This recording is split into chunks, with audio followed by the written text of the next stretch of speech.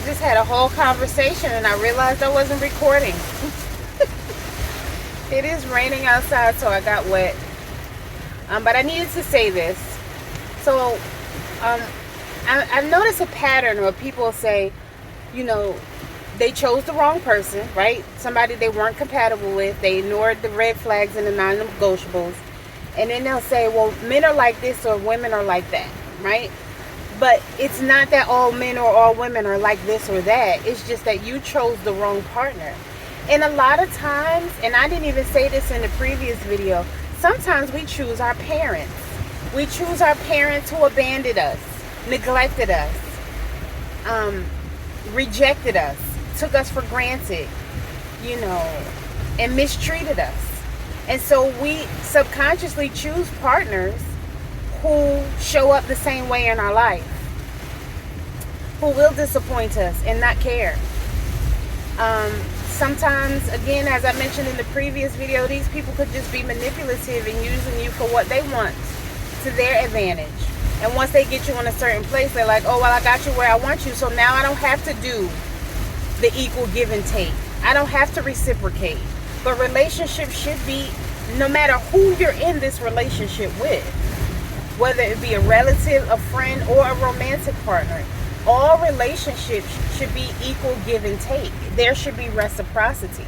So even if you have a friend where this friend always calls you to dump their problems out on you, but when you call them, they gotta go. They're always busy. This person isn't really your friend. They just want you for what they want you for. And when they're done with you, they don't really want to hear anything else that you have to say.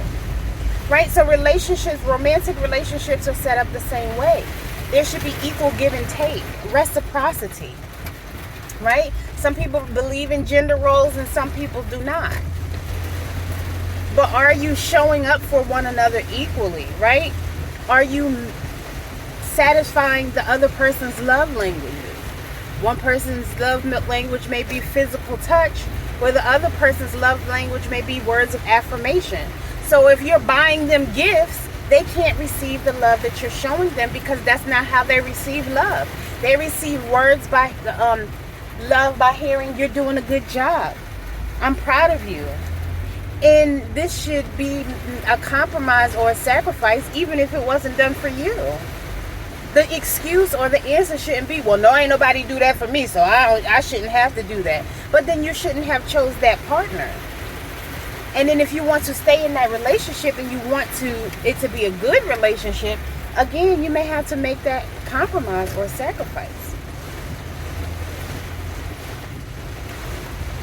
And if you decide to end the relationship, again, don't ignore the red flags or non-negotiable behaviors next time. Actually pay attention and, connect with somebody that you're compatible with. And compatibility is on different levels. Sexual compatibility, communication style. It's not easy if you're a communicator to be with somebody who's not a communicator.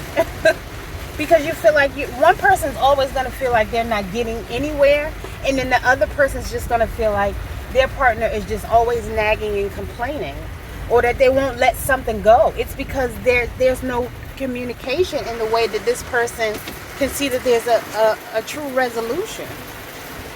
Everybody doesn't want to just sweep it under the rug and pretend it's not there and just carry on with life as if this situation didn't happen. And so again, if you're having somebody that you have to pull teeth and nails just to try to get to work with them, that may not be the person for you. And again, I ask, what's love got to do with it? You may love this person, but this person may not be any good for you, because it could have been someone who was in your life only for a season or a reason to teach you a lesson, and you were supposed to have fun with that person or learn whatever lesson you needed to learn and move on with your life. And you weren't supposed to make this into a lifetime commitment. You weren't supposed to turn it into a marriage. And so we can't say, oh, well, women are this or women are that, because it's just that, and I hate to sound cold or mean or insensitive or any of those things, but you know, we have a history of choosing the wrong partner, myself included, right? When we choose the wrong partner, and then we allow this person to stay too long, and then we're like, oh well, at least I got married, or at least I had a baby, or at least um, he or she gives me money, or at least we have a place to stay, or at least we have food to eat. And then again, you're turning your backs to each other when it's time to go to bed because you're both miserable, or somebody, one or both people is cheating. I mean, do what you want to do, it's your prerogative, but there is another choice. So I just wanted to leave you with that. I hope that was helpful. Love y'all. Later.